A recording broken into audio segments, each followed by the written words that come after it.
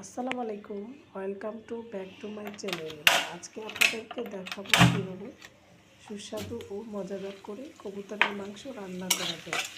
এরপরে আমরা আগে থেকেই দিয়ে দিয়েছি তেজপাতা, দিয়েছি স্বাদ মতো তেল। তেজটাকে ভালো করে নেড়ে চেড়ে নেব।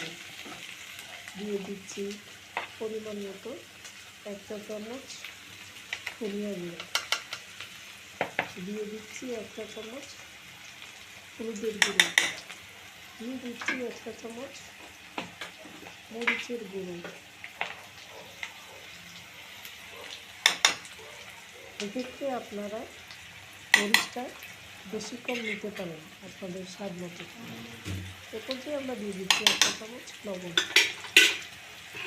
লবণটা দেওয়ার পরে অ্যাড করে দিচ্ছি অল্প পরিমাণ একটু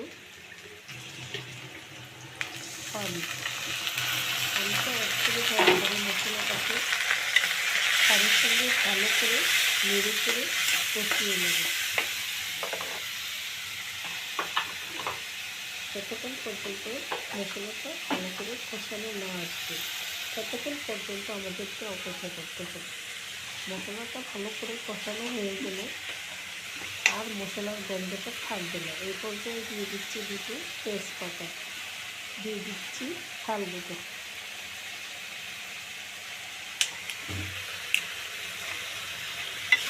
তেজপাতা থালগুঁড়োটা দেওয়ার পরে ভালো করে নেড়ে চেড়ে নিতে হবে। এই পর্যায়ে আমরা মশলাটা ভালো করে কষিয়ে নিয়েছি।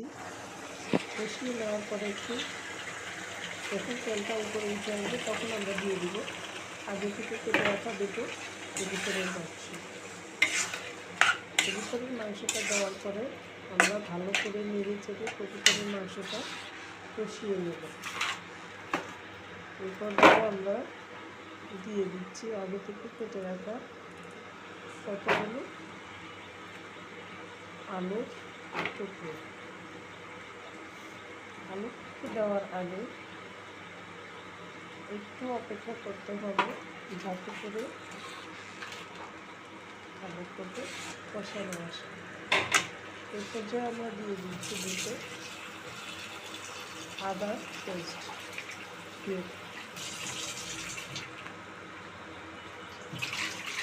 আদা পেস্ট দেওয়ার পরে একটু করে নেড়ে চেড়ে নিতে হবে। দিয়ে দিচ্ছি আগে থেকে কেটে রাখা আলু কুচিটা দেওয়ার পরে আমরা ভালো করে কষিয়ে নেব।